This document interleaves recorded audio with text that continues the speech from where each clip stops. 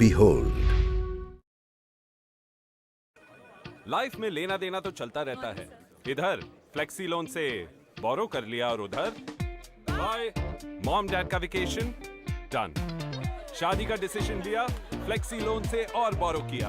Promotion मिला तो ये लो थोड़ा लोन वापस कर दिया। Thank you. नए इंटीरियर्स का दिल किया, फ्लेक्सी लोन से फिर थोड़ा ले लिया। ईयर एंड बोनस मिला तो इस बार लोन ज्यादा वापस कर दिया। लाइफ में लेना देना चलता रहेगा तो लोन्स में क्यों नहीं। इसीलिए flexi loan from Bajaj Finserv एक ऐसा लोन जो जब चाहे बोरो करे, जैसे चाहे रीपे करे, वो भी चुटकी में। Think it done with Bajaj Finserv.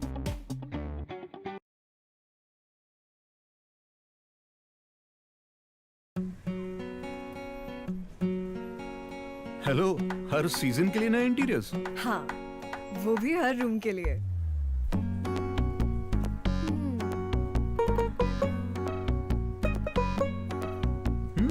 Fridge, smartphone या बड़ा टीवी, तीनों क्यों नहीं? अरे ये तो शॉपिंग लिस्ट में नहीं था। सो अब शॉपिंग कार्ट में तो है। सॉरी। अच्छा, नए आउटफिट्स की विश लिस्ट। विश क्यों? Just add to cart and buy. तो ये सब EMI पे, और वो भी चुटकी में।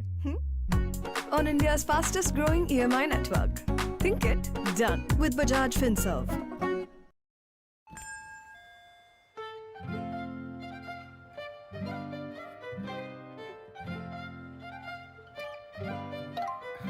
सर, अपनों को खुश रखना इससे आसान हो ही नहीं सकता।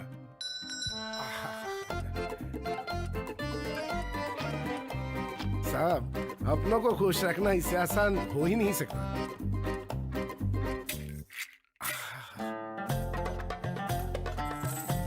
हुजूर, अपनों को खुश रखना इससे आसान हो ही नहीं सकता।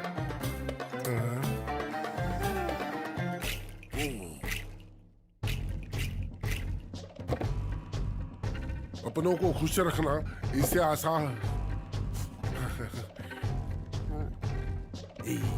अपनों को खुशियां दिलाना आसान नहीं बनाते तो आगे कैसे बढ़ते। इसीलिए हम जो भी करते हैं उसे बेहतर बनाते आ रहे हैं, बनाते रहेंगे।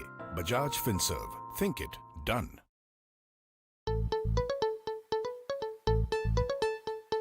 माँ के बेडरूम का एसी या लेटेस्ट मोबाइल फॉर भाई, लेटेस्ट मोबाइल फॉर भाई, लेटेस्ट मोबाइल फॉर भाई। पुणे, पटना, चेन्नई, मथुरा या फिर बेगूसराय, या फिर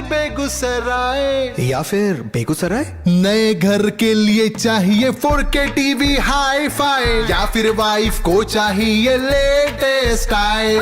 EMI है ना, EMI है ना, EMI। मॉड्यूलर किचन में पुराना फ्रिज क्यों है भाई? शादी है नहीं, मैट्रेस पुराना है भाई। अक्खा इंडिया बोले भाई प्राइजेस है हाई। बेस्ट ही खरीदना है तो अपने EMI स्टोर पर आए। EMI है ना, EMI। अब काशी हो या वाशी, महंगा लगे तो EMI और बेस्ट ही चाहिए तो भी EMI, क्योंकि बजाज फिनसर्व का EMI है ना। Visit www.emistore.com। EMI है ना, EMI है ना, EMI।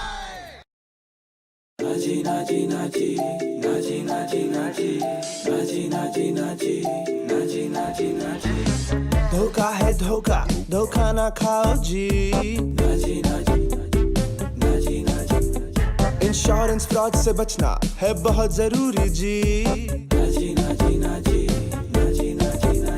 वो एजेंट है या फ्रॉड पता लगाओ जी। एक्स्ट्रा ऑफर के झांसे में कहीं फंस ना जाओ जी।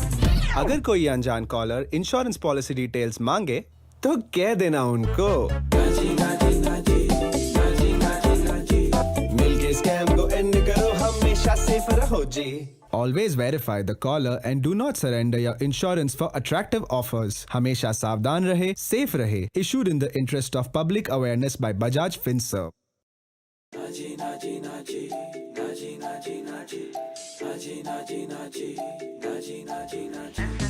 धोखा है धोखा, धोखा ना खाओ जी।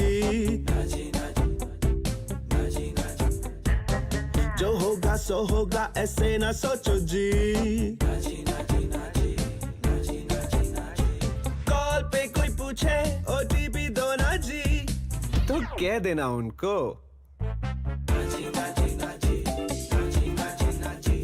मिलके स्कैम को एंड करो हमेशा सेफ रहो जी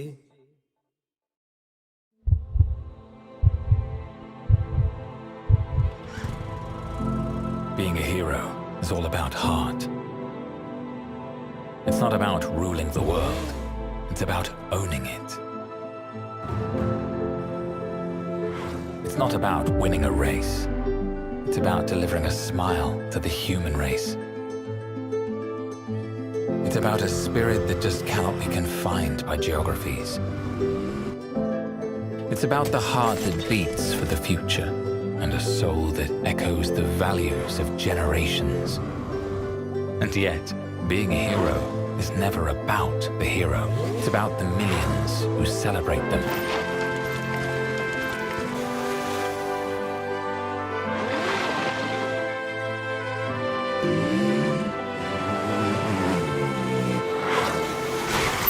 Hero Motorcorp, the motorcycle leader.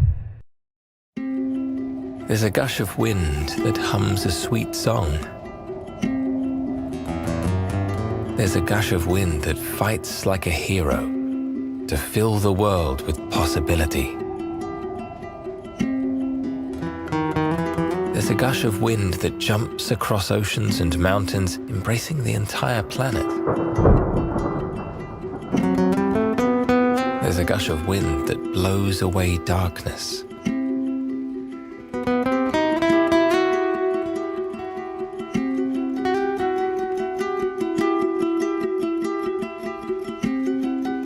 There's a gush of wind that blows for humanity.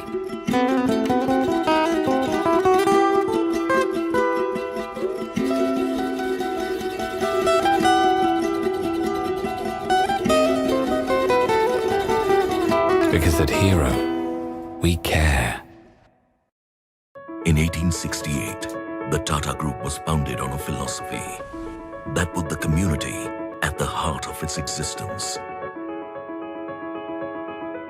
Today, we are $100 billion global enterprise.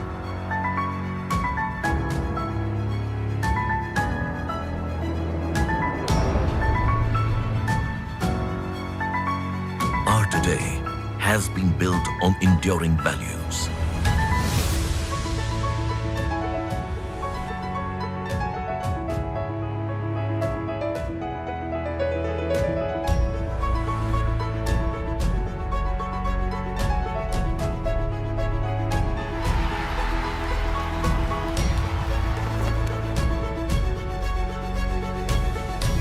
Our today is about delivering excellence across business sectors.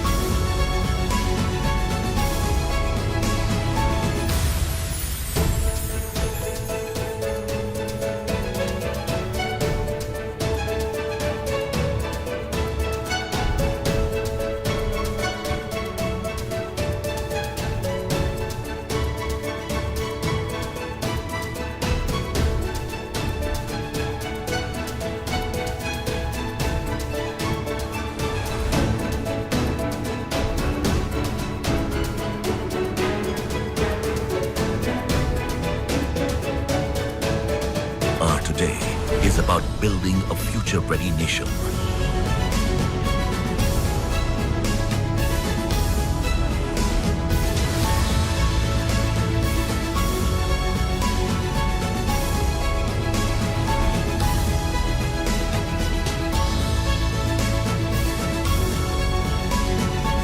Our today has a strong foundation with community at its core.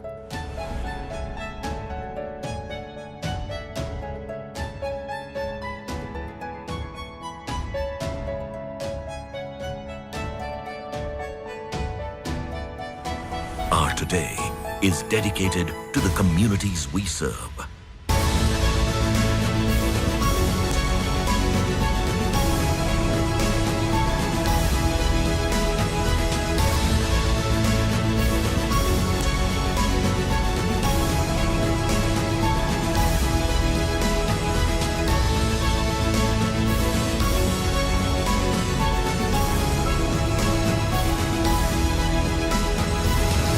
Our today is always about more than just today.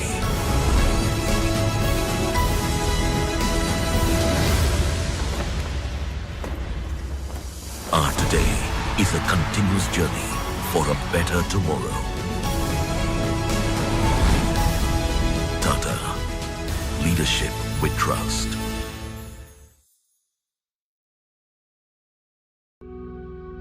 Behold, the story of victory, of life over malady. Behold the saga of power, of science over sickness. Behold the tale of triumph, of dedication over disease. Behold the rise and rise of Catalan Pharmaceuticals Limited, one of India's largest privately held pharmaceutical companies based out of Ahmedabad, Gujarat, India. Catalan Pharmaceuticals was born out of the vision of a legend who left an indelible mark in the chronicles of Indian pharmaceuticals industry. He was Indravadan Ambalal Modi, the founder chairman of the company, rightfully christened as the medicine man of India. His vision to alleviate pain of the underprivileged through research-driven innovations has been driving Catalan Pharmaceuticals for more than 6 decades now. Innovations which are backed by the key strengths of the company, the state-of-the-art manufacturing and research facilities. The flagship manufacturing facility at Dholka, Gujarat, sprawls over 100 acres. This avant-garde facility is US FDA approved, besides meeting most of the stringent quality standards across the globe. It manufactures tablets, capsules, injectables, liquids, and orals. The second formulations manufacturing facility is located at Samba in the state of Jammu and Kashmir. The API facilities at Ankleshwar, Gujarat, manufacture a large number of key APIs and intermediates at this US FDA and ISO 9002 and ISO 14001 accredited plant. The company also has set up its first ever overseas formulation manufacturing facility at Addis Ababa in Ethiopia. This world-class facility is the only WHO CGMP compliant manufacturing facility in the region. More than 850 products spread across 12 specialties with many of India's top brands in its basket. Great goals are defined by far-sighted vision and achieved by seamless teamwork. A multicultural, multilingual and multinational workforce of over 7,000 employees is truly the propelling power of the company. Not just in the domestic market, the company has a wide global footprint with over 1,000 marketing authorizations across 85 countries. Its international sales force of over 150 highly diversified and versatile personnel lends it an outreach that blankets the globe. As the company grows, so does its commitment to research. Manned by more than 350 scientists, the R&D facilities of Catalan Pharmaceuticals at Dholka, Gujarat is an institution of breakthrough innovations. To take the focus on innovation to the next level, it partners with leading international companies to discover newer treatments. The Catalan Pharmaceuticals group is gigantic. Its group companies complement and expand the dynamic vision of the company across new avenues of healthcare and newer fast-paced business areas. Catalan Pharmaceuticals is a gentle giant. Decades of dedicated research, groundbreaking healthcare innovations, and worldwide impact proves the infinite potential of one powerful emotion: care. The success of Catalan Pharmaceuticals bears testimony to the fact that the care continues.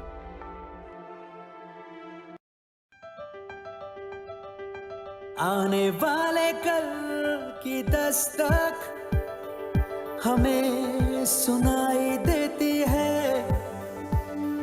नई मंजिल है जिस ओर हमें वो दिशा दिखाई देती है। नए इंडिया का नया जोश, नए इंडिया का नया जोश, नए जोश से निकल पड़े हम, आने वाला कल होगा हमारा।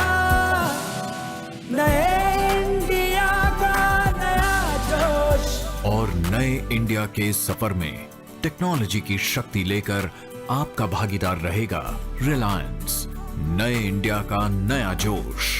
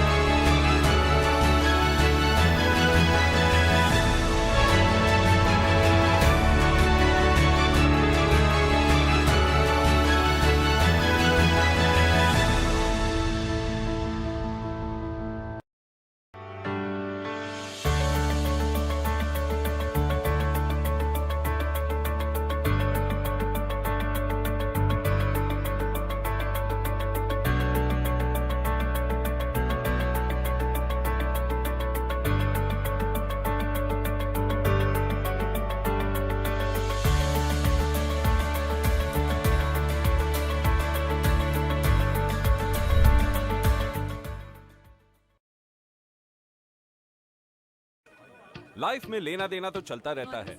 इधर फ्लेक्सी लोन से बोरो कर लिया और उधर बाय मॉम डैड का वेकेशन डन। शादी का डिसीजन लिया, फ्लेक्सी लोन से और बोरो किया।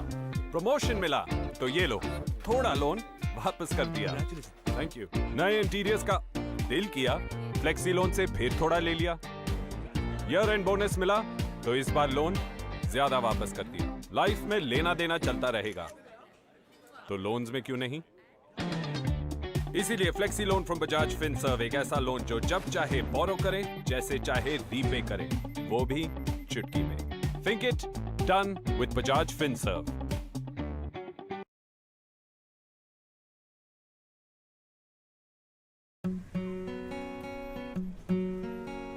हेलो, हर सीजन के लिए नए इंटीरियर्स। हाँ, वो भी हर रूम के लिए।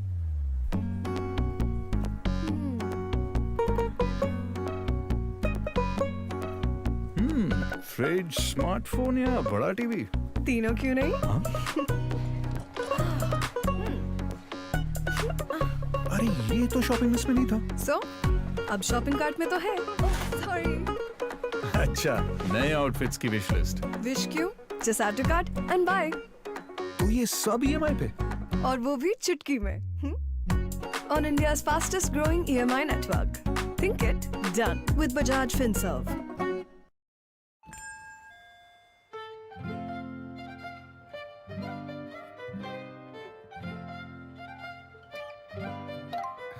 सर, अपनों को खुश रखना इससे आसान हो ही नहीं सकता।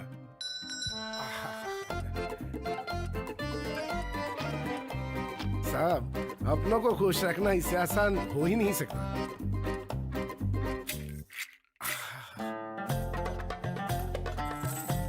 हुजूर, अपनों को खुश रखना इससे आसान हो ही नहीं सकता।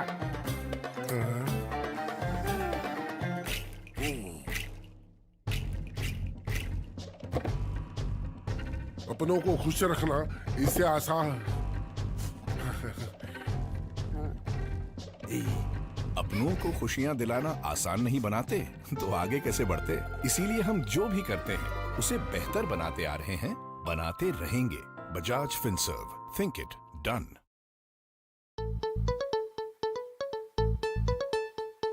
माँ के बेडरूम का एसी या लेटेस्ट मोबाइल फॉर भाई, लेटेस्ट मोबाइल फॉर भाई, लेटेस्ट मोबाइल फॉर भाई। पुणे, पटना, चेन्नई, मथुरा या फिर बेगूसराय, या फिर बेगूसराय। नए घर के लिए चाहिए 4K टीवी हाई फाई, या फिर वाइफ को चाहिए लेटेस्ट स्टाइल। EMI है ना, EMI है ना, EMI। मॉड्यूलर किचन में पुराना फ्रिज क्यों है भाई? शादी है नहीं, मैट्रेस पुराना है भाई। अक्खा इंडिया बोले भाई प्राइजेस है हाई। बेस्ट ही खरीदना है तो अपने EMI स्टोर पर आए। EMI है ना, EMI। अब काशी हो या वाशी, महंगा लगे तो EMI और बेस्ट ही चाहिए तो भी EMI, क्योंकि बजाज फिनसर्व का EMI है ना। Visit www.emistore.com। EMI है ना, EMI है ना, EMI। नाची नाची नाची नाची नाची नाची नाची नाची नाची नाची नाची नाची। धोखा है धोखा, धोखा ना खाओ जी। नाची नाची नाची नाची। इंश्योरेंस फ्रॉड से बचना है बहुत जरूरी जी। नाची नाची नाची नाची नाची नाची। वो एजेंट है या फ्रॉड, पता लगाओ जी। एक्स्ट्रा ऑफर के झांसे में कहीं फंस ना जाओ जी। अगर कोई अनजान कॉलर इंश्योरेंस पॉलिसी डिटेल्स मांगे तो कह देना उनको। नाची नाची नाची नाची नाची नाची। मिलके स्कैम को एंड करो, हमेशा सेफ रहो जी। Always verify the caller and do not surrender your insurance for attract.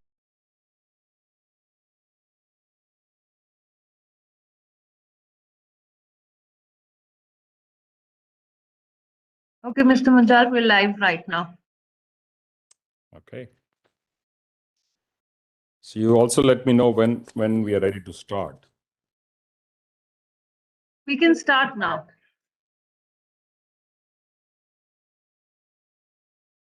You do that, Lakshmi?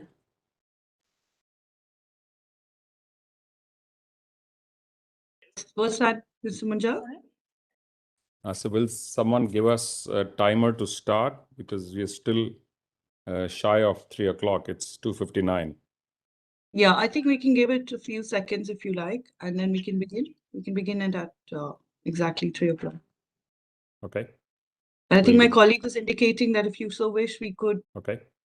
And I think my colleague was indicating that if you so wish, we could begin now. All right, because it is to 3 o'clock. Perfect. Thank you. Okay. All right.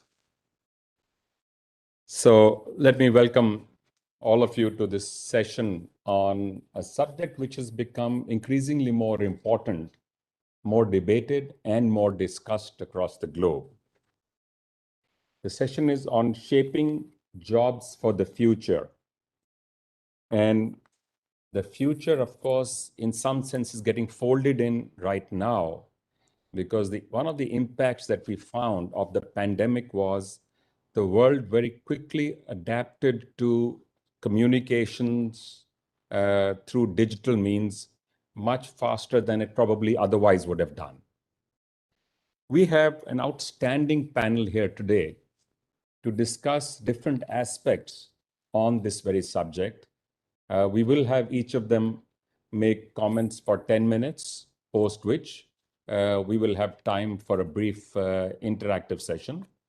The speakers here with us are Mr. Rajiv Dubey, member of the governing body of ILO, Ms. Rayne Newton-Smith, Chief Economist of CBI UK, Dr. Carsten Stender, Director General of the European and International Employment and Social Policies in the German government, Dr. Junaid Ahmed, Country Director of the World Bank India. Thank you all very much for joining this session.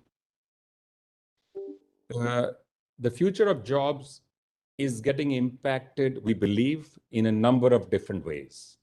One, and the most talked about, is what technology will do to jobs. It is clear that many jobs that exist will not be around in the future. At the same time, many new jobs will get created which do not currently exist. It is often said that the children who are in primary schools right now will see a variety of jobs, at least 1/3 of them which do not exist. And this change is likely to take place in the coming years at an increasingly more rapid pace. The subject involves governments, policymakers, industry operators, economists, social scientists. It is a subject which impacts humanity at large. We have for a long time had a challenge to ensure a fairness in employment across the globe, sufficient opportunities for people of different backgrounds, different skill levels, and different geographies getting productively and sustainably employed. It has been addressed in different ways in different countries through a whole variety of set of policies and opportunities that get thrown up by the local and the national economy in each nation. It is therefore quite distinct from country to country. We do see that there is a need for us as industry to figure out a change as it's like a wave. If you look at technology, it's coming in as a wave. But it's not technology alone which is going to have the impact. It's also other mega trends. Things like communication, things like vegetarianism, things like the kind of travel we do. So there is a whole host of things that are happening around the world. I was reading only yesterday that Dubai government has turned completely paperless. And they actually said this will cause so much efficiency, so much more work, but in the bargain, so many jobs will get lost. And we find this happens each time a new change takes place in the way we work, in the places we work. During COVID, we found another thing, especially in countries like India, that a large section of the unskilled migrant labor got up and moved back to their home counties, states, and regions. And this is something we found happening in many parts of the world. US has recorded the largest number of jobs being given up by people in the last 6 months in recorded history almost. And coming back to India for a minute, we found that of the millions of people who moved back home, once the situation with the COVID started to improve and places of work started to reopen, many of them came back. But by the way, all of them did not. There is still a percentage. And now there are some social scientists who are saying that it is expected between 12 to 15% will never actually come back to where they used to work. So which means we have to find a new set of opportunities for them which are available, which are fair, which are remunerative. That's the other issue attached with jobs and roles, to ensure that not only is quality of life reasonable and decent for people who are working, there is sufficient safety and the level of compensations are sufficient for them to lead a quality of life for themselves and their families. So I'm going to stop here and request our panelists and guests to give their comments. I'm first going to go to Mr. Rajiv Dubey from the ILO. Over to you, Rajiv. Thank you very much, sir, and good afternoon, ladies and gentlemen. My presentation is in three parts. First, a closer look at what the future of work may look like. Second, the implications and imperatives for India in the context of workplace dynamics involving workers, employers, government and civil society. And finally, some implications for organizational leadership. Let me start with the future of work. Much discussion has focused on artificial intelligence and whether or not robots will take jobs. But cognitive technologies are only one aspect of the massive shift that is underway. The other major forces affecting the world of work through changes in both supply and demand are changing workforce demographics in terms of age, gender, nationality, etc., including migration across countries and within countries. Second, globalization, which is creating a highly interconnected world. And finally, environmental shifts leading to climate change. In this confluence of forces, we define the future of work in terms of three deeply connected dimensions of an organization: work itself, the workforce, and the workplace. Let us look at each of these three dimensions in some more detail. Work is being redefined to create valuable human-machine collaborations, shifting our understanding of work from the completion of fragmented tasks by workers to holistic problem solving and managing human relationships. For example, robotics and robotic process automation have transformed manufacturing and warehouses, and digital reality technologies are helping workers transcend the limitations of distance and who is assigned to which task.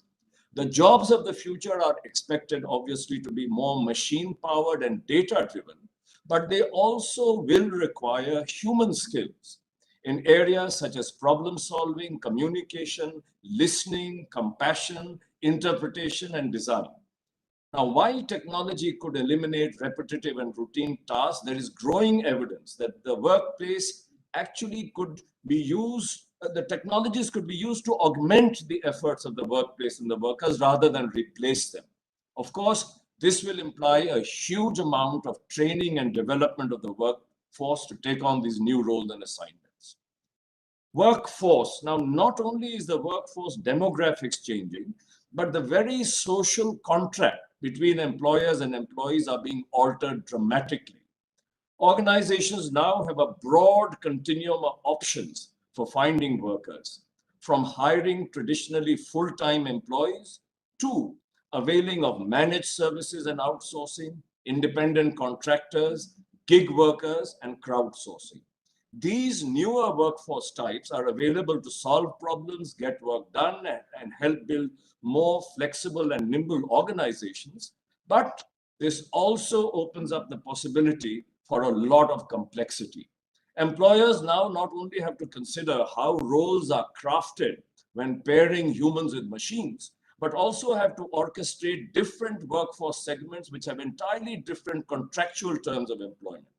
Under such circumstances, how do we create cohesive and motivated teams which are engaged and powered by the purpose and culture of the organization, which critically impacts the productivity, innovation, and competitiveness of the organization? Third, the workplace.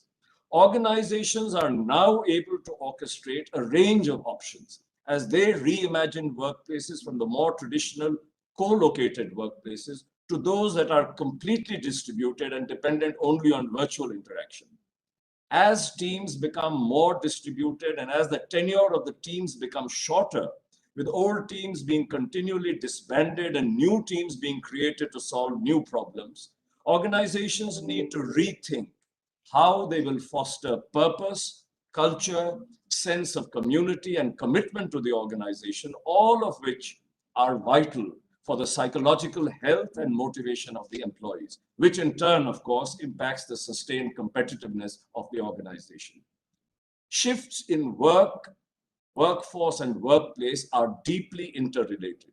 Changes in one dimension can have important consequences for both workers and employers that have not had to be considered before. For example, who will resolve workplace conflicts? Who will pay for social protection benefits? And who will provide basic skilling, upskilling, and reskilling when employees keep moving from one job and employer to another? These are just a few examples of the many problems that will have to be resolved. I come now to the second part of the presentation. In India, we need to address two central problems. The first, employment itself. Giving employment to our large workforce, employment that is meaningful, sustainable, decent, and productive. And second, creating a nation and the organizations that make up the nation that is not only competitive, but also fair and inclusive. These two problems need to be addressed in the context of not only the organized sector, but also, in fact, especially the unorganized or the informal sector, which accounts for more than 90% of the total employment in the country, including migrant labor. Special attention needs to be given to youth and women. So what does this mean in terms of the specific action areas that we must focus on? First, creating the necessary skills, competencies, and mindsets which result in employability and employment that is productive and sustainable. Lifelong learning is an important part of this initiative. Second, social protection benefits for all, including the informal workforce. Third, bringing the benefits of the formal sector to the informal sector, especially access to information, governance, and finance on terms that are viable for the beneficiaries. Fourth, ensuring fair wages, decent working conditions, occupational safety and health standards, and removing all forms of discrimination, especially child labor and sexual harassment. And finally, last but not least, proactively addressing the structural impact of climate change on the economy and the world of work. And obviously, we need to harness the power of technology in finding solutions to these problems.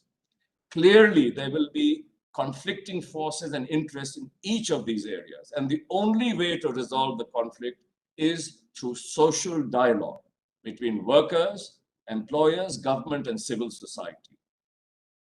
An ongoing dialogue where conflicting views need to be put on the table and through a process of give and take, keep moving in an iterative manner, learning as we move ahead towards the ideal outcome. I wish to emphasize that this is a process, a long process, and not a one-shot achievement. It requires patience and an open mind, the willingness to listen respectfully and empathetically to views that differ from ours, and above all, repeatedly returning to the question, what is my responsibility? Taking responsibility for our actions rather than merely pointing fingers at others and highlighting only the problems is crucial. Problems there will be for sure, but so will there be solutions. And that is what the tripartite movement is all about, bringing together workers, employers, and government. We have, especially in the last 2 years, shown that we can make a difference even in conditions that are far from perfect. We cannot boil the ocean, but each one of us can make a difference to those that we interact with. And it is very important to move beyond words into action, to review the results, learn from our experience and mistakes, make course corrections if required, and keep moving towards our purpose and goal. And now, the third and the shortest, the final part of my presentation on some aspects of leadership in the new normal. The new normal, as we know, is one in which society and organizations will be characterized by volatility, uncertainty, complexity, and ambiguity, famous VUCA. In these conditions of fear and uncertainty, proactive decision-making is required at multiple points in the value chain of an organization. This is possible only if there is deep understanding of stakeholder needs and a distributed leadership that is empowered to take proactive decisions. The old command and control model of leadership is unfortunately quite inadequate under such circumstances, and in fact could be a recipe for disaster. So interestingly enough, the role of purpose, empathy, values, and trust become as critical as strategy, structures, processes, and metrics. It is the combination of these two, which one may call the whole brain approach, which will provide the key to the kingdom to come and is what tomorrow's leaders must embrace. Thank you very much, ladies and gentlemen, for your patient hearing. Thank you, Mr. Dubey. I think that was very well said, and you covered a vast range of issues, especially issues on individual level of reskilling and upskilling has emerged as a real reality that we need to address and rapidly. The government in India, of course, has been conscious of the continuous feedback being given that the regulation itself needs to undergo change, and the vast plethora of regulations that we had, of 44 labor laws, were condensed into 4 new codes, in which they also added platform workers, gig workers, etc., to bring them into the formal economy. But you certainly point out an important issue of those who are in the informal economy, which is the large section of the population at work. So we do need to figure out a more sustainable answer for that part as well. There is, as you know, a move forward to some extent, but let's address this a little bit later. Let me now turn to Ms. Rayne Newton-Smith, Chief Economist of the Confederation of British Industry, to give us her address, please. Thank you so much, and a big thank you to the Confederation of Indian Industry for hosting this summit and this discussion this morning, and bringing us all together. You have over a century of support to Indian industry, and of course, you know, our UK partnership for almost half a decade, and we're of course honoured and delighted to have Lord Bill Amoria as our president, supporting relationships between the UK and India through what has been an incredibly challenging time for both countries. And I think it really does come down to the impact it's had on people, and obviously we've seen, you know, huge devastation in terms of the impact on people's health and their families and communities, but of course also on livelihoods and opportunities within both countries. And I do think it's so important that we have these discussions thinking about how we can support our economies through the pandemic, which unfortunately is still very much with us, but also think to the future and some of these longer term trends that are really impacting on the economy. And I think in the UK, and as part of at the CBI and representing UK businesses, we had the privilege this year of hosting the B7 discussions, and we were delighted to be joined by the CII, South Africa and Australia and South Korea as well as part of those discussions. And I think something we set out there is just the importance of how we need to vaccinate the world. And I just felt it was I wanted to say that particularly now as we are continuing to see challenges, and India has played such a role in both the manufacture and development of vaccines. But I think until we get a global rollout of the vaccine around the world, we won't be able to leave some of these issues around the pandemic behind us. So what I wanted to do this morning is just reflect a little bit about what the pandemic has taught us in a UK context around the labour market and what we're seeing and how we've sort of adjusted to the impact from the pandemic. But then secondly, really think about some of these longer term structural trends, particularly as hopefully we start to emerge from the pandemic. We are in a different place to where we were 6 months or even 12 months ago. But I think we know that those challenges still remain. So I think when we saw the pandemic unfold, and this is true in India as it was in the UK, unfortunately, it did expose inequalities within the labour market. Certainly in the UK, the vast majority of people on lower incomes were more likely to be in occupations that were providing services to other individuals, our healthcare workers, our retail workers, our frontline workers who were out there on a day-to-day basis, and were much more likely to be exposed to the virus, and also in some cases to lose their jobs as a result of some of the sectors that had to close. Whereas those on higher incomes were more likely to be able to stay in employment. So it did expose some of the inequalities within our countries. But I think as we went through, and it was one of the reasons why very early on in the pandemic, we had a real focus on how can we support jobs. So what can business and government do working in partnership to create a support mechanism to really keep people in employment? That was really the North Star that we were all hugely focused on. And I think in the UK, it was actually a really good example of collaboration between the business organization, ourselves, and some of our other federations here in the UK, but also the trade union Congress and the labour unions, because we were all quite united in that purpose.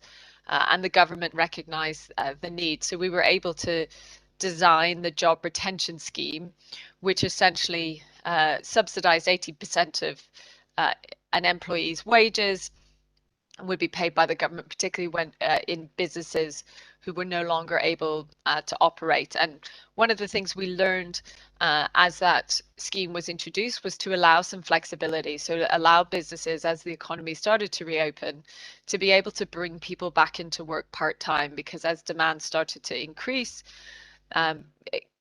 production lines needed to bring people back into work for a period of 2 or 3 days a week. So that was one of the things, is having flexibility within those schemes that we really learned. And I think now, and actually our labour market statistics have just come out today, and it continues to show how successful that scheme was. I think at the beginning of the pandemic, the thing we were most concerned about is the scarring effects on particularly young people about coming into the labour market at a time when unemployment potentially could have been really high. And we have really managed to flatten that curve of unemployment. And unemployment has stayed very low in the UK. So it does show the success of the scheme. And I think, importantly, that sort of collaboration in periods of difficulty. But I think the other thing the pandemic really showed is some of the acceleration of structural change within the economy. So we saw a huge increase in almost, you had a decade of change, I think, in the period of over 3 months in that first lockdown, where the acceleration of the amount of people were spending online went from about 1/5 of their spending to 1/3 of their spending. And what we've seen is that has actually sort of stayed. So it really accelerated a structural trend. We also saw a big change in working from home, and this is for the sort of 40% or more of the economy or roles which are relatively easy to do from home on a permanent basis. We saw a huge acceleration, obviously as the economy was closed and people, were told to work from home where they could. But that was a trend that had happened already. And I think what we found from businesses is it has actually, they've realized some of the benefits, and it's led to some innovation within companies. And I definitely remember speaking relatively early on to Infosys, who you will know well, who said actually they're obviously a global company with teams around the world, but they'd actually seen an increase in productivity amongst their workforce as they'd sort of migrated and really use some of those digital tools to work across borders and across communities. And I think you can also see that in the digital adoption we saw in companies. So we did a survey of smaller businesses and found that over 70% of companies adopted a digital technology or an innovation that they hadn't done before, a change in management practices. So that digital adoption really accelerated during the pandemic, and it does mean as we look forward, those digital skills become so important to almost all roles in our society, and ensuring that we have those digital skills in our workforce becomes even more important. So I think those are some of the lessons that we've learned from the pandemic. And actually, I think on the structural issues and where we're concerned going forward is actually around educational loss, particularly amongst younger people. And I think that's something we need to look at, is that disrupted education for young people could potentially have a lasting impact, particularly when it's those households who have fewer facilities at home, who are less able to support their children during periods of lockdown. But if I think to those longer term trends and how do we deal with this need to ensure that people have digital skills, and I think this really builds on the point that Mr. Dubé was making, is that we're all living and working longer. And so we need to get used to a workforce which is in work for a longer period of time and is generally aging over time. And that means this whole idea about how we adult retraining and how that becomes a natural part of our working lives. We really need to think about that and think about how we make that work across so many different countries. Here in the UK, we do, one of the statistics that really stays with me is if you take over half of the population on people on the bottom 20% of our income distribution, half of those individuals have had no training since they left high school. So since they left school at age 16 or 18, they haven't had any formal training since then. Whereas, wealthier individuals in professional services are more likely to have had further education or be in a period of work and then in a period of training. So I think we do need a much more flexible model, and in India as well as in the UK, there's so much potential to build on that. Both countries have some incredible universities where they can provide some of that training. So I think some of the collaboration we need to see between businesses and universities, and not just universities, but here in the UK, we talk about further education colleges. So some of that vocational training where you are doing more modular courses, so the shorter courses which are more integrated to being in a place of work, is something we absolutely need to see. And I think the final consideration, I think, is really about how we foster innovation within our economies, because both in India and in the UK, the service sector is so important to our economies and is a really growing sector of our economies, and particularly globally. If we think about global trade, it's obviously a difficult time at the moment to trade in services, but broadly over the next 10 to 20 years, that will be the sort of growth in the world economy, and that is all based on human capital, on innovation, and being open to skills and talent from around the world. So I think how we foster that collaboration between universities, businesses, and the providers of education is really how we will ensure that our workforce has the skills that it needs to develop in a very changing world of work. So I will leave it there. I think we've seen, huge innovation during the pandemic in the face of adversity, and hopefully we can bring that into the challenges going forward and the structural change we will see. And of course, the other, huge transformation we'll see in both our economies over the coming decade is the move to a low carbon economy. And that will also bring a different set of skills and that need for innovation and adaptation as we go forward. So I look forward to discussing all of that with my fellow panelists. Thank you, Ms. Newton-Smith. You brought up a whole variety of issues, and I have to say you're right. Education is going to play a big role, and I said at the start that 1/3 of the primary school children we'll have jobs that don't exist. I was wrong. It is actually 2/3 are probably going to be in jobs that don't exist today.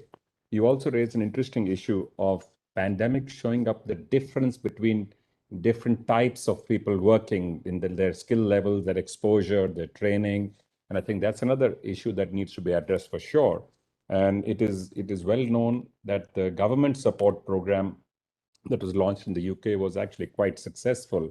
A number of other countries looked at it quite closely. Maybe a little bit later, if we have time, we'd like to push that a little bit further to see what is the learning available to other countries or from there, and how is it currently working in the new situation.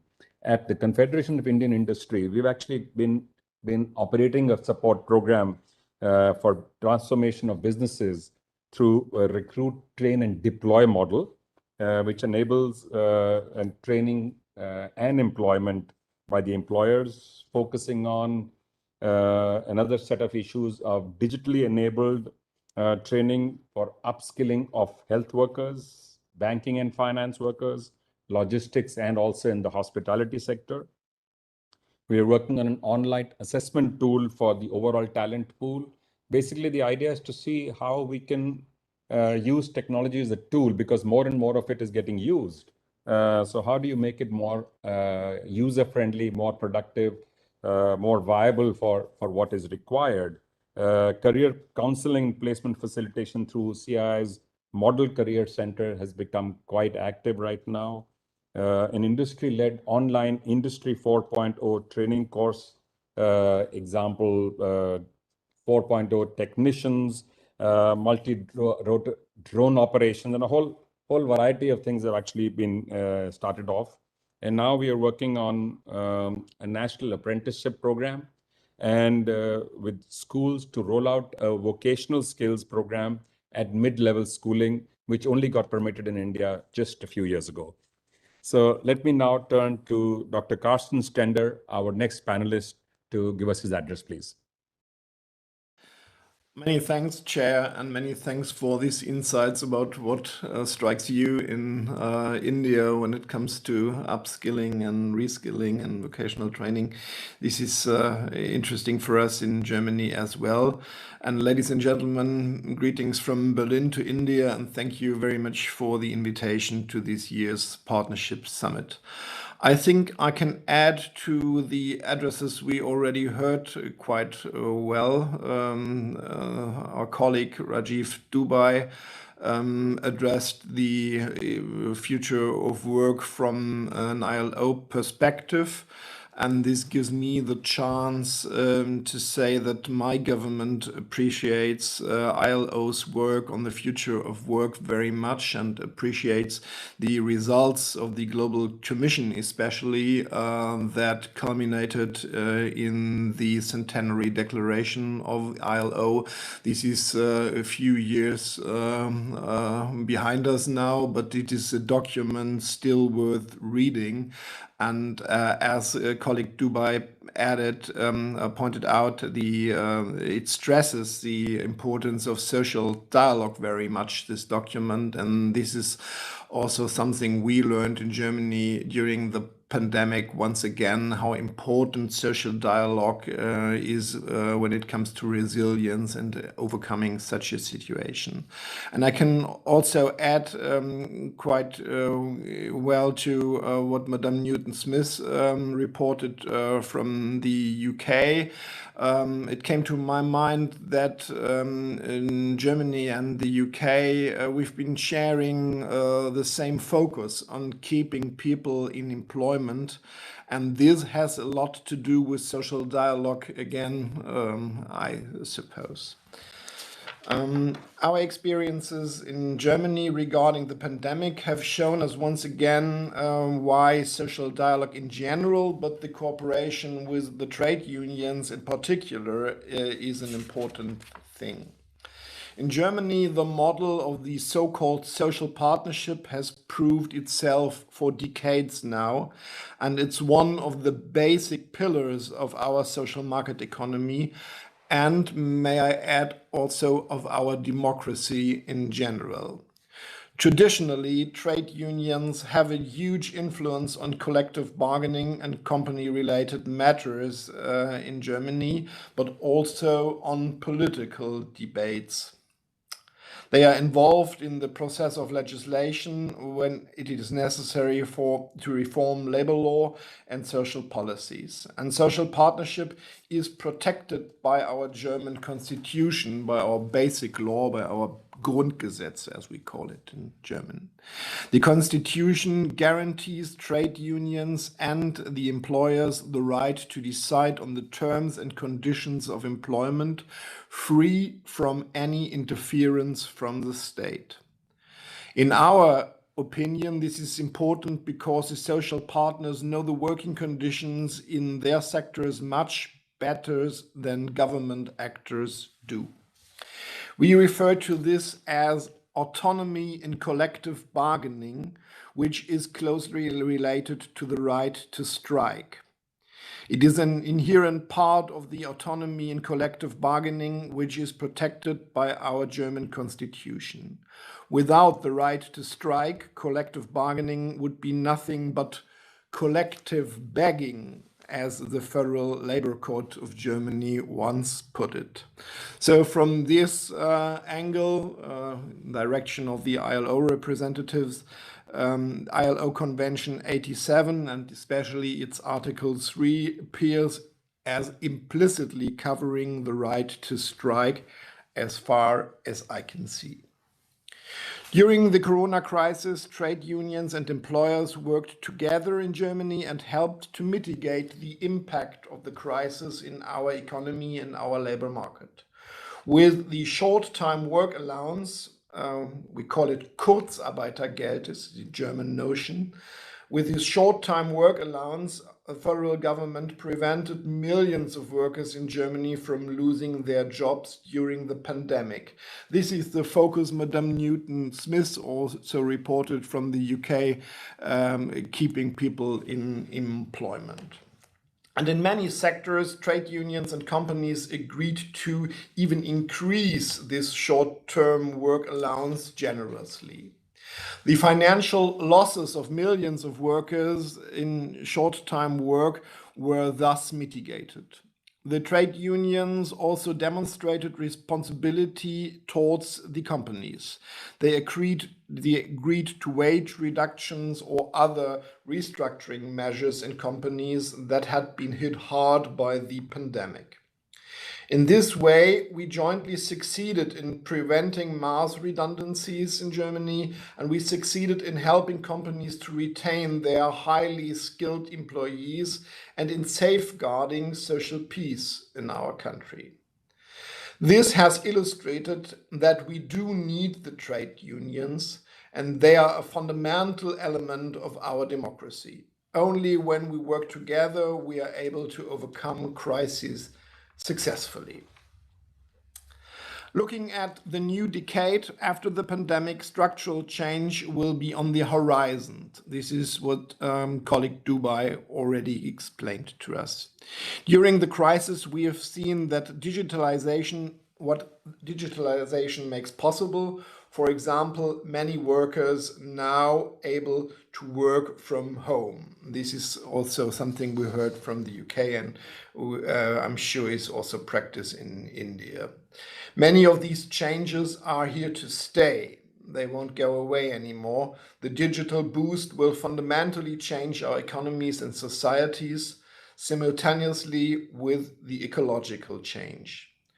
Our new German government is going to focus on further training, as you described it from India, Chair, and our goal is to provide a secure perspective for young people to prepare employees for the future of work and to make sure they are skilled enough. This transition of our economy will become the major task of our decade. Together with the trade unions and the employers, we want to make sure that there will be just transition. Today, we already know the coming changes will affect the whole world. Therefore, we must not only act at the national level, we need to think and work together at the multilateral level, as India will do do during his G20 presidency, within the International Labour Organization as well, and in the international fora such as G7 or G20. The participation of employers and workers representatives together with governments is at the heart of the ILO, be it the freedom of association or the prohibition of child labor and forced labor. The determination of international labor standards by the ILO is a result of social dialogue. And in our opinion, this proves that we have to rely on cooperation with trade unions and employers' association if we want to fight the global impact of the COVID-19 crisis effectively, and if we want to ensure decent working conditions in a changing world of work. Ensuring decent working conditions in a changing world of work is one of the main goals of the G20. In this context, ensuring fair platform work is of similar importance as promoting human rights along global supply chains. Labour 20 represents trade unions and therefore the interests of millions of workers, and the trade unions work hard to negotiate better working conditions in many countries around the world and find relentlessly for decent work. They are implementing in practice what we've been negotiating at the multilateral level. For a just transition, the voice of trade unions is therefore indispensable. What does that mean in practical terms for the cooperation in the G20? From the German perspective, we are strongly advocating for Labour 20 being closely involved in the discussions in the Employment Working Group and the Labour and Employment Ministers' meetings. They should have the opportunity to express their views on any priority issue in the employment track and receive enough speaking time to present their opinion. Ladies and gentlemen, it's a pleasure to take part in this summit, and I wish you a successful conference with good results for the future multilateral cooperation. Stay healthy. Thank you from Berlin. Thank you. Thank you very much, Dr. Stender. Certainly the issue you raise about universality of some of these issues, of human issues, of the role of unions, and the support that you as government have provided to keep people at work and continue to support them has been very valuable. I also want to thank all of you, before I invite our last speaker, for being part of a large group today during the 27th Partnership Summit. You joined over 200 speakers from more than 40 countries, which includes over 20 overseas ministers, a number of ministers from India, 25 global CXOs, and more than 100 heads of institution leaders and experts from around the world. The Partnership Summit 2021 will have 50 sessions spread over 3 days, looking at a variety of issues, including 7 country sessions. Of course, all of us are participating in this in a virtual fashion. So there is also a virtual investment pavilion that has been created, as we used to have when we had the physical partnership summits. We have attempted to create as many of those features, attributes, and factors in a virtual world as we had in the physical world. I want to thank all of you for being panelists and participants in this. May I now invite Dr. Junaid Ahmed to give us his comments, please.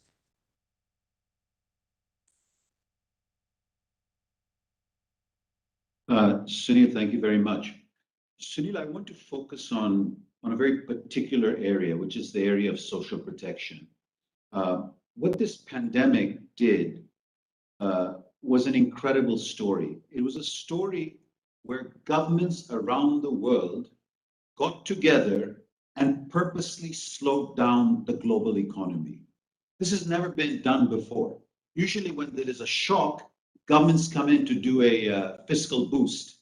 But here governments actually came in and slowed down the economy because the shock was a health shock. And the idea was you could flatten the curve of the pandemic. Now, when you slow down an economy, you immediately have to say, I have to give a bridge to the poor and vulnerable until the time when you can revive the economy. So social protection became extremely important in the way governments engage. So you had a health intervention, you slowed down the economy, and then you landed up coming in with a social protection. But here, the nature of social protection changed. And I think there's a revolution that's ongoing. Social protection perceived as supporting the poor and vulnerable suddenly became an instrument to invest in the worker. Because you have pulled the worker out, you have to now invest in the worker and help the worker sustain the shock, not lose the worker's human capital, ensure some kind of an income support to the worker so that there aren't negative, if you will, adjustments being done in the family structure. So social protection now had to be an investment in the economy, not just simply one of a welfare measure. And this change in social protection in a context of India really got the government of India to rethink in some very fundamental way. First, India basically has a very strong rural-based social protection. But the shock that came, the health shock, was really an urban shock. COVID opened up in the urban area. So suddenly you had to engage in a social protection that was urban focused. But the moment you come into urban focus, you recognize what Dr. Dubey said, that you're talking about informal workers. And informal workers are not part of social protection and social insurance in the way it's been done in many countries. So you get to create an engagement into informality. And the third thing that came in, so urban, informal, and the third thing that came in is workers started moving. These shocks force workers to move where they can go and get greater protection from family structures, perhaps kind of jobs. So portability of social protection then became extremely important.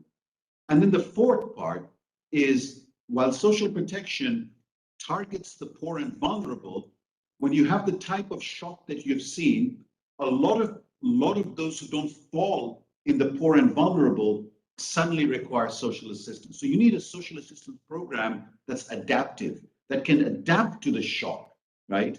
And that was also something that government of India started looking at. And finally, given the federal system of India, you had to figure out how the federal was going to work with the state. Each state has its own social protection system. The federal came in with its own social protection system. The two had to be connected. And in addition, whatever the federal was giving, the last mile connectivity is something that the state actually played a big role in. So last mile connectivity shifts also became very important. When you take all of this storyline of India shifting from a dominantly rural social protection to a dynamic, adaptive, urban, informal, portable system that dealt with the federalism of India, you're talking about a revolution that has been gently happening over the last 1 year. The government of India invested heavily during this crisis. The One Nation, One Ration card triggered portability. The new eShram, the e-workers portal, is an important tool to register and recognize informal workers.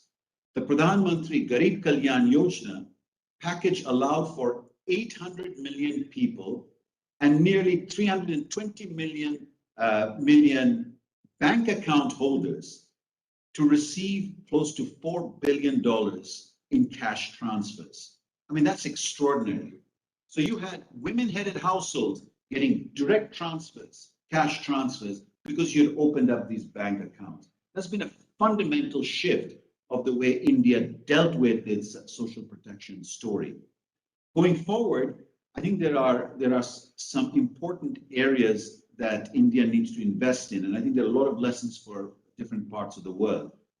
First is, I think India needs to, in a mission mode, scale up the portable urban social protection system for the future, combining income support, insurance, and training and employment linkages.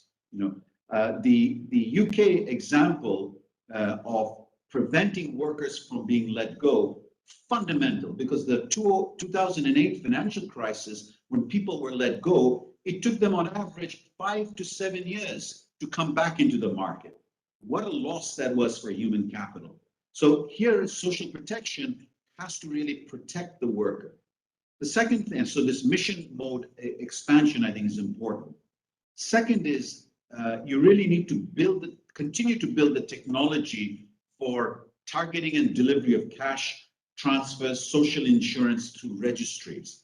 So platforms such as eShram are as vital as building block. There exists Aadhaar, DBT, and government can create dynamic system which responds to shocks by linking these different platforms. And finally, India has about 400 social protection schemes, and 70% of the money is in 6 schemes. There is a real need to begin to consolidate social protection programs. China has about 6 that basically are the social protection arm of China. How India will move from 400 to about 6 or 7, I think is going to be a real work going forward. And for that, India may need some kind of a council, perhaps led by the Prime Minister, to try and bring these different fiscal transfers to be more cohesive and to complement each other. But we have entered a world of shocks. Every one of us agree. Whether it's going to be technology shocks, climate shocks, pandemics, we're in a world of shocks. We have to learn how to, what we say, manage public policy at the tail end of the distribution, no longer in the middle. And when you want to go into a world of shocks, social protection and how you make it adaptive, portable, dynamic becomes the name of the game in terms of investing in workers, not just investing in protecting the vulnerable. That's a massive shift that's happening. Today, I had a chance to talk at a financial inclusion workshop, and India has had another revolution in which financial inclusion is increasing at scale. So at one level, you've got financial inclusion allowing informal sector to get access to credit, and you have a social protection that's giving informal workers social insurance and protection. If financial inclusion and social protection continue to move in the way it's doing in India, your informal sector will become the dynamic sector in the overall storyline. This is something the world needs to watch because there's a lot of learning that we need to go through, especially in the context of climate change. Thank you. Thank you, Junaid. That was very, very well said. And you're right. India on the quiet has done some fairly unique work over the last decade or so, creating more than 1 billion digital identities, creating over 1 billion connections, digital connections through phones and smartphones, and creating at the same time connecting the unconnected to the financial system, new bank accounts. And all of this has happened at an amazing pace. And what this allows us to do is actually staggering. More and more facilitation, more and more public services, more and more direct subsidies are now going through this channel. So in some sense, the other point you made is also important, that the need or almost the compulsion to turn the old system on its head in terms of how you look at the role of the informal sector and how you ensure the key role for them in the overall economy. The role, of course, has been there always, but recognizing it, giving it its due in terms of compensation, safety, facilitation is, I think, the next big step that is required. The first steps already got taken during the COVID and partially because of the COVID and the crisis that it created. So let me now make this slightly more interactive. I'm going to ask you a few questions if you folks don't mind. And if you will keep your answers short, we will try and get as many of them as possible in the balanced time that we have. We have about 20 minutes to go, 19 minutes to go before we finish the session. Let me start with you, Rajiv. Would you say the labor reform is now the final frontier in some sense of the reform program that has been ongoing? In a sense, are you satisfied with what has been done by simplifying some of the regulations, putting them together? Or do you believe this is still one of the big hurdles that you have in operation? And I'm talking both ends now. As Dr. Stender said, it's not only about industry, it's about the user of these regulations as well. So it's about informal labor, it's unionized labor, and it's a user of labor, which is industry, both small and large. You know, I think in terms of what has been put down in the codes, it addresses a lot of the problems that industry had. But as the poet said, twixt the act and the intention falls the shadow. How will the implementation be done? I think that is really going to make all the difference. I think as the codes go, a very decent job, at least from the employer's point of view. But as you know, there is a lot of resistance to the codes actually getting into a position where they can start getting implemented. So that's my answer, that on paper it's great. I think it's a wonderful intention, but how will it get implemented is really what we have to watch. Right. Rayne, you spoke about sustainability being one of the new factors in almost any economic business activity. What do you think that is going to do to jobs? How would jobs change due to the pressure and push for sustainability, if at all? Well, I think I think we will see a shift across sectors, and then also a shift in the sort of skills we need within sectors. So, clearly we are moving away from a dependence on fossil fuels. So. Towards more renewable forms of energy. So if we think about the transition within the energy sector, so that means that there's, we'll see fewer jobs within the coal or fossil fuel industries. And in the UK context, that's thinking about the employment that's been generated by the North Sea and moving away to moving towards renewable energy. And I think there is, and I think it's really important that we have a just transition, that we don't end up with communities that are sort of devastated by having being, and you think back to the UK in the past, and in the 80s we closed some of our coal mines, but one of the challenges around that is we didn't have retraining programs available for those communities, and so you had sort of lost generation of families where the breadwinner lost their employment and their identity and didn't have something to replace that. So it does make that focus on adult retraining.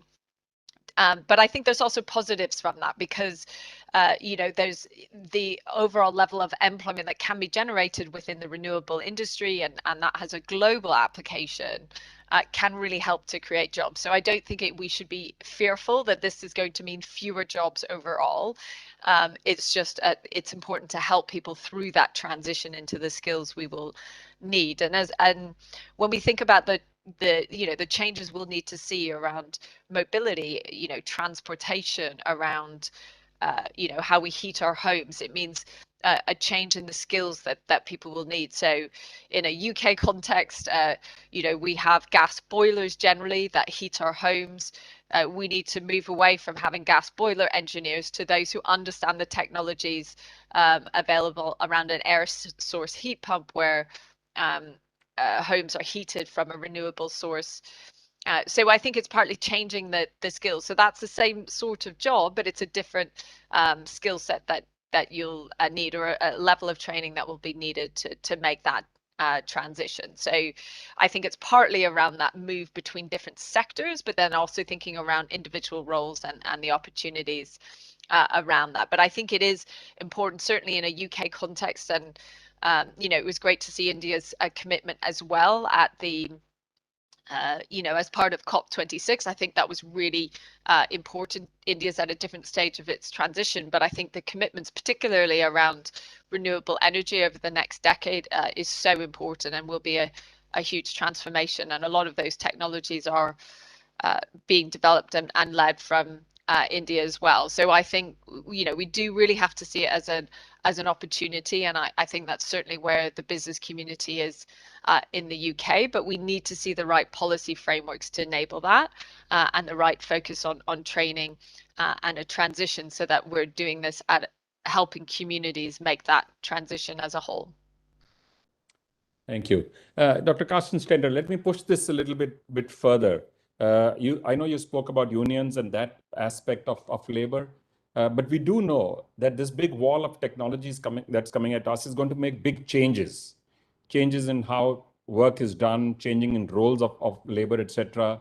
There's a study done by MIT Sloan School recently, which showed that for every one robot employed per 1,000 people, the wages tend to go down by 0.42%, which is significant if you look at and think of the number of robots which are going to get deployed across the globe.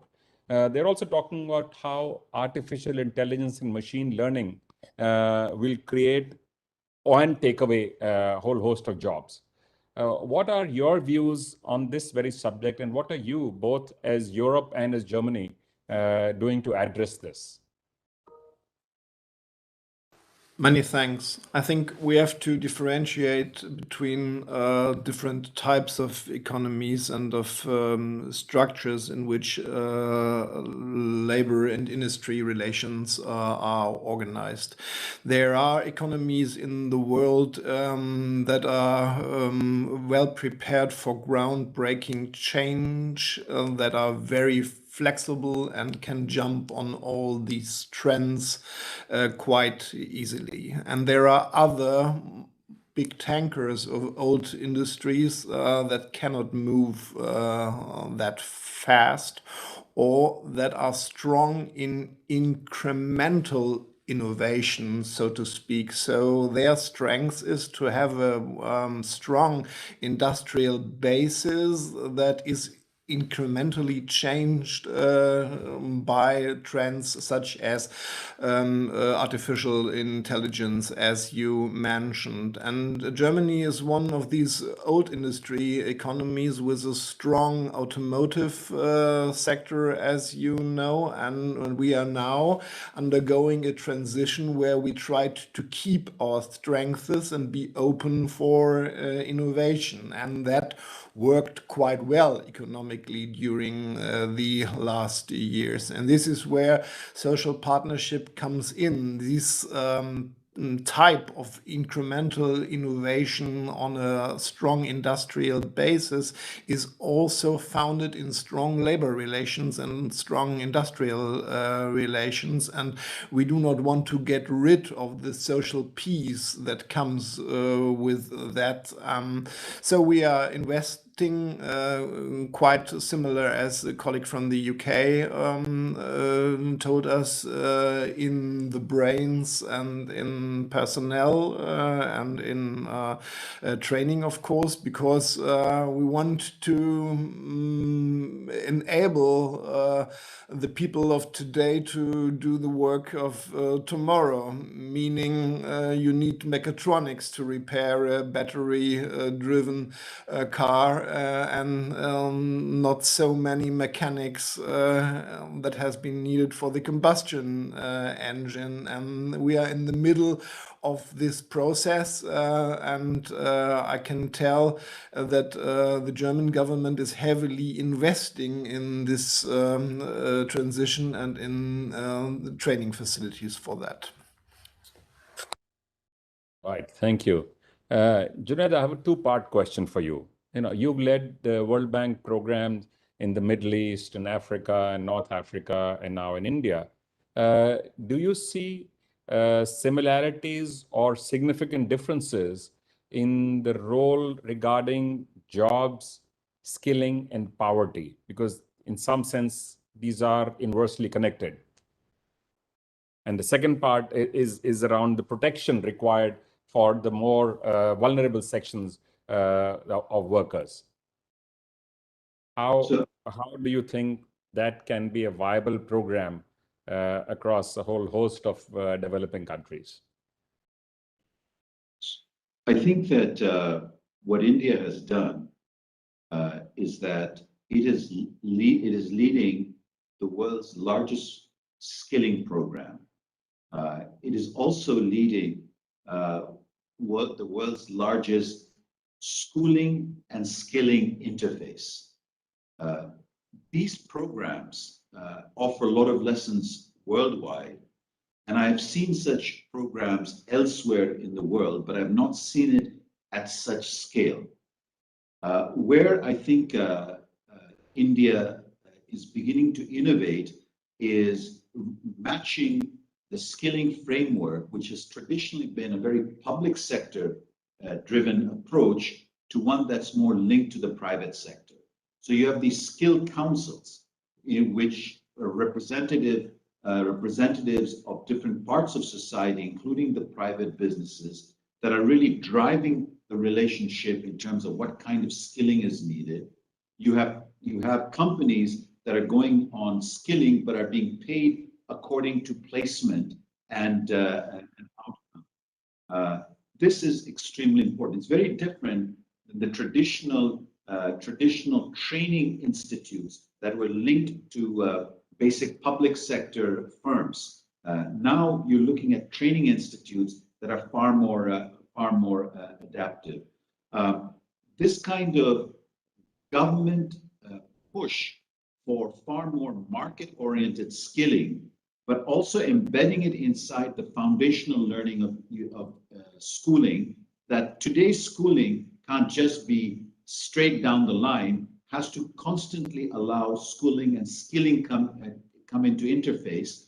This has been quite an extraordinary story. Now, working in Middle East and North Africa, I've seen similar programs, but not at the scale that what I'm seeing in India.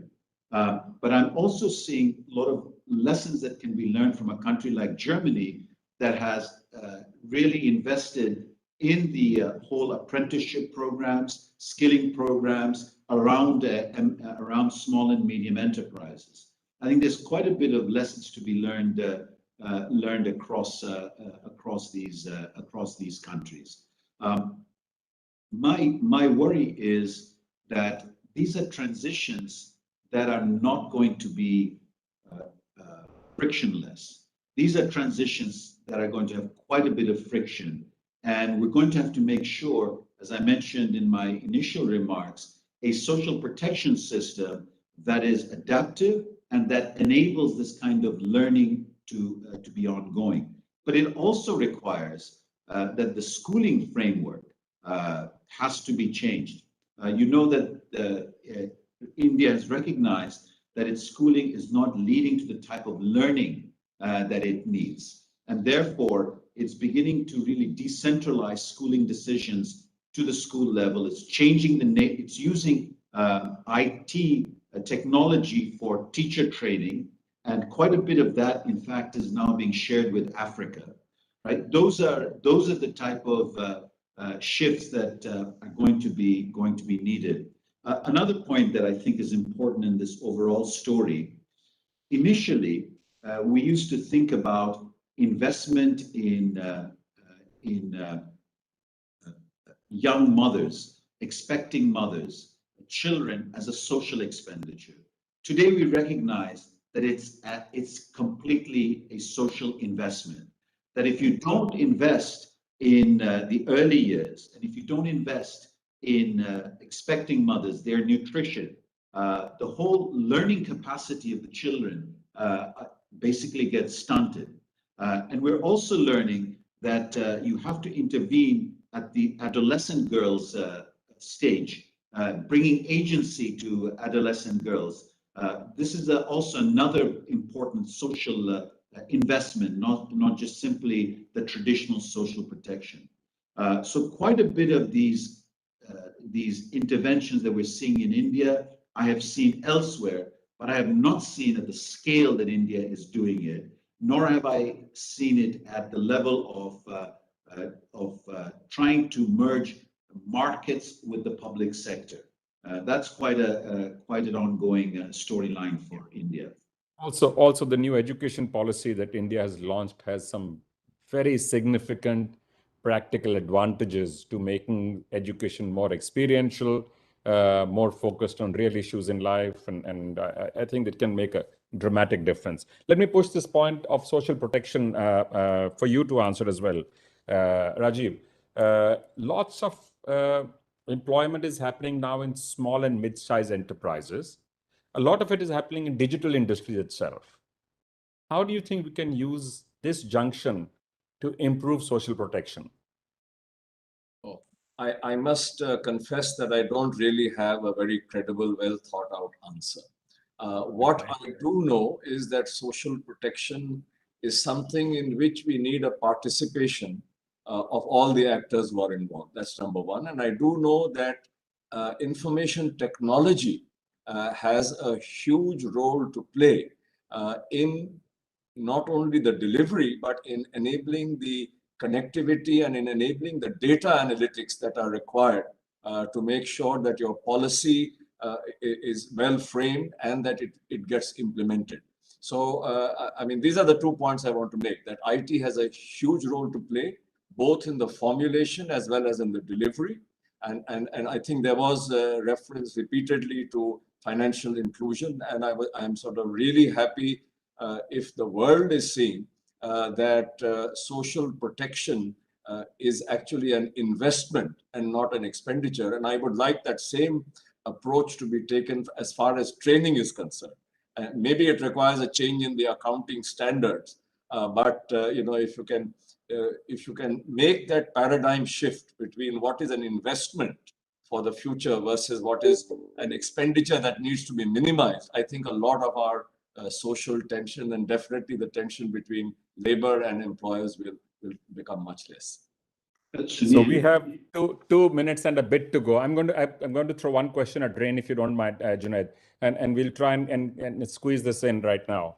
In an article you wrote, by the way, 2 years ago, you said the last decade in the UK is the lost decade, that people's standard of living has actually not improved and jobs, roles, skills have actually taken a backseat. And do you think that is about to change now because of the big focus on the government on jobs and roles and currently protecting them, but also on skilling for the future?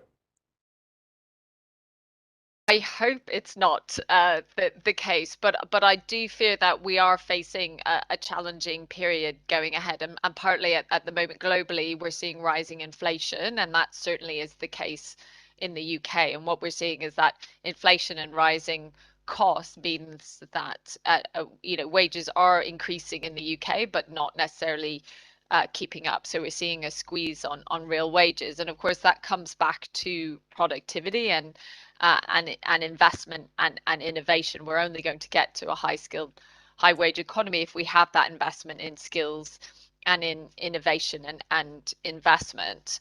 And I think there is a real determination to have a focus on adult retraining and the skills we need to upskill our workforce. But I think what we do know is it's really challenging to get those schemes to work effectively, because it's, it has to be training that fits in with people's family lives, with their working lives, and it will take both investment from businesses themselves, but also from governments. And I do think it's an area where that sharing of best practice globally is so important, because we need to try out different schemes and see what works and almost take some of those learnings we had from the pandemic and that collaboration we saw then and really apply it to this adult retraining schemes and think about that in a global context.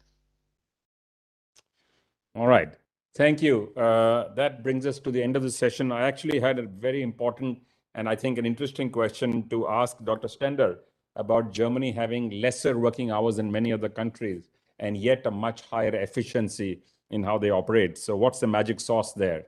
Would you like to take a shot at this in 1 minute? I'm afraid, Chair, it's too complicated for 1 minute, but it has to do with incremental innovation, as I pointed out already. If a BMW car is repaired and you need a strong network of mechanics being strongly connected with the plant, and if this connection has a relation about decades, then you gain efficiency step by step. So social stability is part of the story of efficiency, I suppose. Thank you. On that note, I'd like to say thank you to all my panelists. This was a wonderful, well-rounded, very comprehensive discussion. It could probably have gone on for another 1 hour because I did see everybody warming up to the new set of issues that we are now addressing. But really, very much appreciated. Thank you for your participation. Thank you for your engagement. Thank you for sharing your ideas and knowledge with us. Thank you very much. Thank you. Thank you very much.